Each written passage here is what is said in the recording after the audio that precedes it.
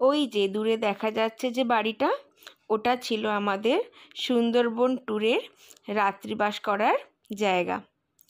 আর এই যে সকালবেলা আমি উঠে নদীর পাড় ধরে একটু নিজের মতো করে ঘুরতে বেরিয়ে পড়েছিলাম।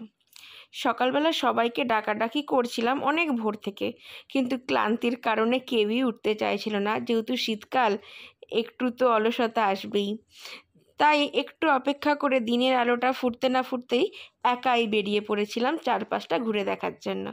আর এই যে জঙ্গলের পাশ দিয়ে আস্তে আস্তে আমি একটা লঞ্চ ঘাট দেখতে পেয়েছি। যদিও খুব ছোট, কিন্তু এখানটা ঘাট করা আছে আর কিছু লঞ্চও এখানে লঙর করা আছে। আর চারপাশে জঙ্গলগুলো কিন্তু বেশ গা থমথমে ছিল।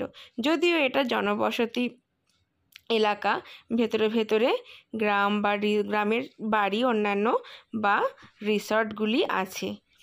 আর এই যে মাটিটা দেখছেন দুপাশে, এখানে কিন্তু রাত্রিবেলা জল উঠে আসার কারণে একদম ভিজে। আর ভিজে মাটিতে কিছু কিছু পশুর পায়ের ছাপও কিন্তু আমার চোখ পড়েছে। হ্যাঁ, নিশ্চয়ই বাঘের নয়, কিন্তু ছোটোখাটো শেয়াল, কুকুর, হয়তো শুয়োর, এইসব ছোটোখাটো বন্যপ্রাণীর। আর তারা হয়তো শিকার করে নিয়ে যেতে গিয়ে কিছু ছোটোখাটো পাখি, আরও নানান ধরনের জিনিস মরা অবস্থায় এখানে পড়ে আছে। তো দেখে একটু গাটা থমথম করলো। আর ওই যে দূরে সূর্যি মামা উঠে গেছে।